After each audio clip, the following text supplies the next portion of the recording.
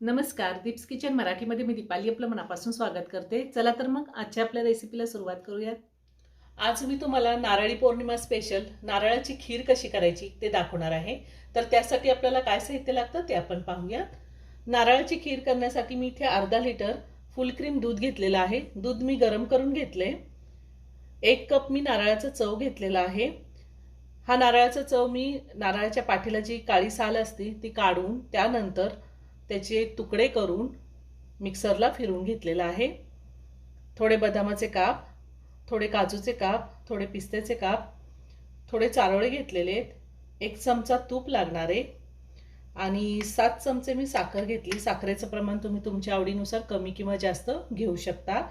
अर्धा चमचा विलायची पावडर आणि 10-12 केशरचे धागे मी गरम दुधामध्ये 10 ते 15 मिनिटं ठेवलेले आहेत. मी गॅसवरती कढई ठेवली. त्यामध्ये 1 चमचा साजूक तूप घालते. आता तुपावरती आपल्याला हा नारळाचा चव चांगला परतून घ्यायचा आहे. साधारण 2 मिनिटं मी हा नारळाचा चव तुपावरती चांगला परतून घेणार आहे. गॅसची फ्लेम मी मीडियमवर ठेवलेली आहे. या आधी सुद्धा मी नारळाची बर्फी, नारळाच्या लाडूंची रेसिपी अपलोड केलेली आहे. त्याची लिंक मी डिस्क्रिप्शन बॉक्समध्ये दिली आहे, तुम्ही पाहू शकता.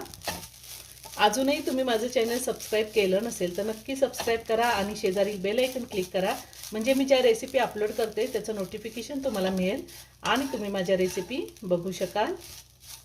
2 मिनिटं मी अगदी व्यवस्थित परतून घेणार आहे. 2 मिनिटं मी व्यवस्थित परतून घेतलेलं आहे. आता आपल्याला ह्यामध्ये ड्रायफ्रूट्स घालायचे.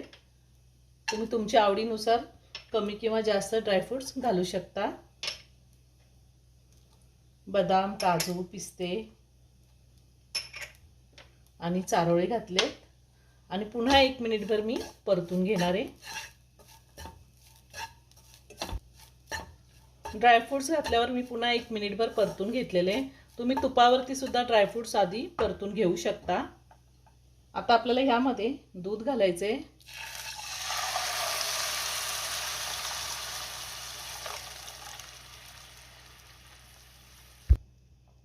ह्यातच मी केशरवालं दूध सुद्धा घालणार आहे, म्हणजे कलर खूप छान येतो खीरला. आता सगळं व्यवस्थित मिक्स करून घेऊया आणि लगेचच आपल्याला साखर घालायची. ही खीर करायला खूप सोपी आहे आणि टेस्टला 1 नंबर लागते. पुन्हा सगळं व्यवस्थित मिक्स करून घेऊया. आता साधारण खीर आपल्याला 10 मिनिटं चांगली उकळून घ्यायची, म्हणजे दूध चांगलं आटेल आणि खीरला टेस्टही खूप छान येते. गॅसची फ्लेम मी मीडियमवरच ठेवलेली आहे. अधूनमधून असं एकसारखं हलवत राहायचे. साधारण 10 मिनिटं झालेले आहे. खीर तयार झालेली. आता आपण विलायची पावडर घालूया.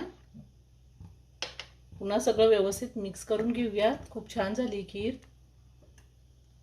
तुम्हाला ह्यापेक्षाही अजून जास्त आटवायची असेल तरी तुम्ही आटवून घेऊ शकता. तशी ही खीर थंड झाली की थोडीशी घट्ट होते. आता मी गॅस बंद करते आणि एका बाउलमध्ये काढून घेते.